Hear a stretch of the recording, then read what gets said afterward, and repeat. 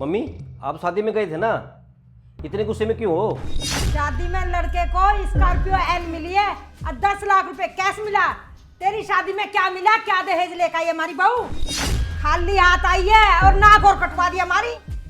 फिर मम्मी सब थोड़ी ना गाड़ी देते हैं। और वैसे भी अभी हमें जरूरत कहाँ गाड़ी की, जब हमें जरूरत होगी तो मैं खुद ले लूंगा। एक बात बता बेटा, जरूरत किसको नहीं है गाड़ी की?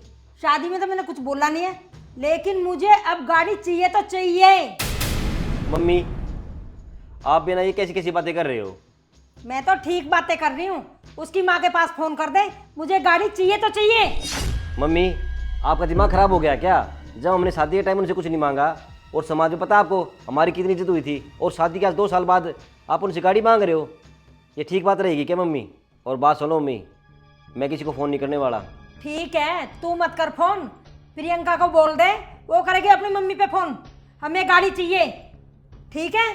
मम्मी हो रखी है मम्मी मम्मी, या तो तू बोल दे, नहीं प्रियंका से मैं बोल रही हूँ। ठीक है मम्मी, आप शांत हो जाओ, मैं बोल रहा हूँ उसको।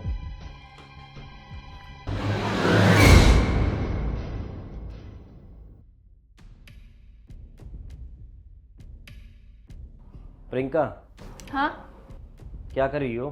कुछ नहीं जी, कपड़ों की तय कर रही हूँ। देखो प्रियंका, बात ऐसी है, शादी के टाइम पे ना हमारे घर वालों ने तुम्हारे घर वालों से कोई दहेज नहीं लिया। पर अचानक 2 साल बाद ये दहेज वाली बात कहाँ से आ गई?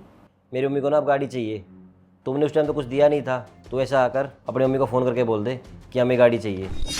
मेरी मम्मी की बेइज्जती हो रही है। अब वो जहाँ भी जा रही है ना, सबके बेटों को शादियों में गाड़ी मिल रही है, किसी को कितना महंगा दहेज मिल रहा है, लेकिन हम लोगों ने तुमसे तो कुछ भी नहीं लिया था ना। अब मेरी मम्मी को ना ये महसूस हो रहा है कि उनके बेटों को ना शादी में गाड़ी नहीं मिली, और उनका बेटा अभी तक मोटरसाइकिल पे घूम रहा है। शादी के टाइम पे मेरी मम्मी ने आप लोगों से पूछा तो था कि आपकी कोई डिमांड है क्या? तब तो आप लोगों ने मना कर दिया था, नहीं हमारी तो कोई डिमांड नहीं है। चलो ठीक है, तुम कुछ मत बोलो, बस अपनी माँ को ना फ़ोन करके यहाँ पे बुला लो, फिर मैं मम्मी और आपकी मम्मी बैठ के बात कर लेंगे। आपको तो हमारे घर की हालत पता है ना जी। पापा के जाने के बाद मम्मी ने हम चारों बहन भाइयों को पढ़ाया लिखाया, फिर हमारी शादी की। मैं एकदम से मम्मी के ऊपर कैसे प्रेशर डाल सकती हूँ गाड़ी का? आप कुछ तो समझो। ये सब मुझे मत बताओ, मैं ना सब समझता हूँ। अब तुम्हें जो बोला ना सिर्फ उतना करो। ठीक है, मैं करती हूँ।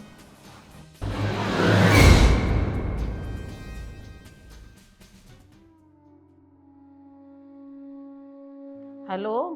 हेलो मम्मी ठीक हो आप? मैं ठीक हूँ बेटा। और बेटा, घर में सब ठीक है ना? वो ना मम्मी, मेरे ससुराल वाले ना आपसे कुछ बात करना चाहते हैं। कोई दिक्कत तो नहीं है ना? नहीं नहीं मम्मी, सब ठीक है, कोई दिक्कत नहीं है। बस वैसे ही आ जाना मिलने। ठीक है बेटा, मैं आ जाऊंगी।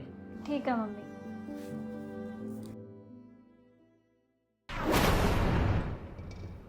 नमस्ते समदन जी। नमस्ते जी। आपने क्या बात करनी है मेरे साथ? अच्छा, तो बेटी ने अभी तक कुछ नहीं बताया, आप वैसे चले आए? देखो जी, प्रियंका ने तुम्हें कुछ नहीं बताया, लेकिन मैं बता देती हूँ आपको। शादी में आपने कोई दहेज नहीं दिया, लेकिन हमें अब गाड़ी चाहिए। गाड़ी? बेटा, आपकी मम्मी क्या कह रही हैं? आप लोग तो कहते हम दहेज के खिलाफ हैं, हमें कोई दहेज नहीं चाहिए, फिर आपकी मम्मी तो गाड़ी की डिमांड कर रही हैं। हाँ हाँ, दहेज के तो हम खिलाफ हैं। समदन जी, एक बात बताओ, शादी को 2 साल हो गए, क्या अपनी बेटी को आप एक गाड़ी के तौर पे एक तोहफा नहीं दे सकते? लेकिन समदन जी, शादी को 2 साल हो गया, गाड़ी की डिमांड आप अब कर रहे हो।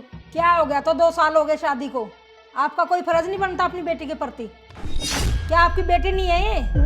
समदन जी, आपको हमारे बारे में सब पता है, लेकिन ये तो खामखा उलझाने वाली बात है। आप कहाँ उलझे हो? उलझ तो हम गए हैं आप जैसे रिश्तेदारों से रिश्ता जोड़ के। हाँ, हमें गाड़ी चाहिए, और नई गाड़ी दे सकते अपनी बेटी को ले जाओ।